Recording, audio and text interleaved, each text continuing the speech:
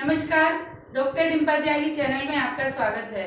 बेटा जी, आज हम इस वीडियो में कक्षा 9वीं की जो आपकी क्षितिज की बच्चे काम पर जा रहे हैं एक कविता है, इसे लिखी है राजेश जोशी जी ने। तो उसके महत्वपूर्ण प्रश्नोत्तर सीखेंगे, यानी जो एनसीईआरटी के आपके क्वेश्चन हैं उनसे हटकर कुछ प्रश्न इसमें और बन जाते हैं जो अक्सर एग्जाम में आपसे पूछ लिए जाते हैं।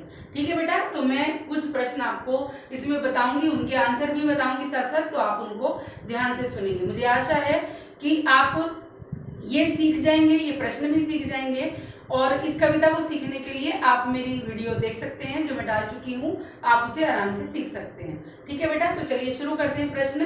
पहला प्रश्न इसमें बनता है कि कवि चिंताग्रस्त क्यों है। कवि राजेश जोशी, ठीक है, चिंताग्रस्त क्यों है, किस कविता की बात है?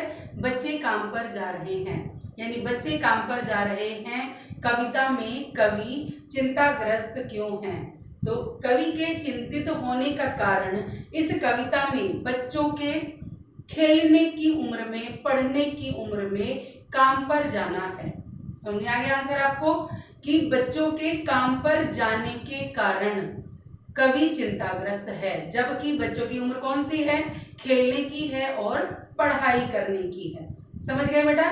दूसरा प्रश्न है, कितना भयानक होता अगर ऐसा होता, कि कितना भयानक होता अगर ऐसा होता से क्या आशय है, यानी इस पंक्ति से क्या आशय है।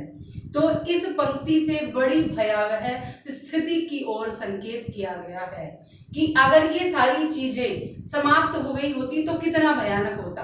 क्यों? क्योंकि ये चीजें यथावत हैं, हस्ब मामूल हैं, उसके बावजूद भी बच्चे काम पर जा रहे हैं। अगर ये चीजें ही नहीं होती, ये चीजें माने किताबें, गेंदे, खेलने के मैदान, स्कूल पढ़ने के लिए, तो ये सारी चीजें मौजूद हैं, उसके बाद भी बच्चे काम पर जा रहे हैं। समझ में आ गया बेटा आपको? ठीक है, नेक्स्ट है, इस कविता में कवि ने बाल मजदूरी पर क्या संदेश दिया है। यानी कौन सी कविता में? बच्चे काम पर जा रहे हैं। कविता में कवि ने बाल मजदूरी पर क्या संदेश दिया है, यानी इस कविता में कवि ने जो बाल मजदूरी की समस्या है उसको उठाया है, समाज की संवेदनहीनता की ओर एवं भाव शून्यता की ओर संकेत किया है, उसको हटाने का प्रयास भी किया है। किसको हटाने का? संवेदनहीनता को और भाव शून्यता को हटाने का प्रयास किया है, और बच्चों के लिए सोचने के लिए लोगों को मजबूर किया है कि उनको मजदूरी से छुड़ाया जाए और उनको पढ़ने के लिए अच्छे अवसर दिए जाएं और खेलने के लिए अवसर दिए जाएं, ताकि वो स्वस्थ भी रहें और अपने अच्छे भविष्य का वो निर्माण कर सकें। समझ में आ गई बेटा जी? ठीक है, नेक्स्ट प्रश्न है, बच्चों के काम पर जाने की समस्या को कवि ने गांव की पगडंडी की अपेक्षा कोहरे से ढकी सड़क पर क्यों दिखाया है? क्योंकि पहली ही लाइन है, बच्चे काम पर जा रहे हैं, यानी कोहरे से ढकी सड़क पर बच्चे काम पर जा रहे हैं। तो गांव वाली कच्चे रास्ते का वर्णन नहीं किया, बल्कि कोहरे से ढकी सड़क यानी शहर का वर्णन किया है, नगर का वर्णन किया है। तो ऐसा कवि ने क्यों किया, यानी नगर की ओर ही संकेत क्यों किया? तो इसका आंसर बनेगा कि कवि ने कोहरे से ढकी सड़क का वर्णन इसलिए किया है क्योंकि गांव के लोग तो सहृदयी होते हैं, संवेदनशील होते हैं, यानी गांव के जो व्यक्ति होते हैं वो थोड़े प्रेम भाव वाले होते हैं, संवेदनशील होते हैं, यानी दूसरों के दुख में जल्दी दुखी हो जाते हैं। जबकि जो शहर वाले हैं उन सब के ऊपर इन चीजों का कोई फर्क नहीं पड़ता, यानी उन्हें किसी के दुख से कोई लेना देना नहीं है, वो सामने वाले को देखकर बहुत जल्दी दुखी नहीं होते।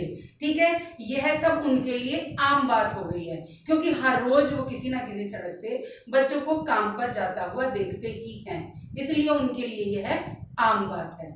समझ में आ गया बेटा आपको? ठीक है, नेक्स्ट प्रश्न बनता है इसका कि काम पर जाते बच्चों को देखकर कवि के मन में क्या क्या प्रश्न उठते हैं।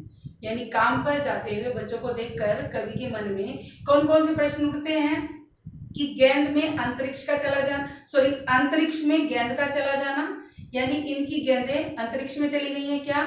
या फिर दूसरा है, पुस्तकों को, रंग बिरंगी पुस्तकों को दीमक ने खा लिया है। फिर तीसरा प्रश्न मन में आता है कि किसी काले पहाड़ के नीचे खिलौने दब गए हैं। या फिर चौथा प्रश्न उठता है कि जो इनकी मदरसे की दीवारें हैं वो किसी भूकंप में ढह गई हैं। या फिर आगे पांचवा प्रश्न उठता है कि जो मैदान है खेलने वाले, जो बगीचे हैं, घरों के आंगन हैं, वो सारे समाप्त हो गए हैं क्या। ठीक है, ये प्रश्न बच्चों को काम पर जाते हुए देखकर कवि के मन में एक एक करके उठते हैं। समझ में आ गया बेटा यहाँ तक आपको। अब इसका लास्ट प्रश्न बनता है कि इस कविता का उद्देश्य क्या है, यानी बच्चे काम पर जा रहे हैं, कविता का उद्देश्य क्या है। तो इस कविता का उद्देश्य बाल मजदूरी प्रथा के प्रति समाज का ध्यान आकर्षित करना है। समझ में आ गया बेटा आपको। ठीक है, कि बच्चे काम पर जा रहे हैं, कविता का उद्देश्य बाल मजदूरी प्रथा के प्रति समाज का ध्यान आकर्षित करना है और उनके प्रति, उनके माने उन बच्चों के प्रति संवेदनशील होने का भाव मन में उत्पन्न करना है। समझ गया बेटा। तो ये कुछ प्रश्न थे जो अक्सर एग्जाम में आपसे पूछ लिए जाते हैं। मुझे आशा है आपको अच्छे से समझ आ गए होंगे और आप इनका प्रयोग करके अच्छे अंक भी ला पाएंगे। धन्यवाद।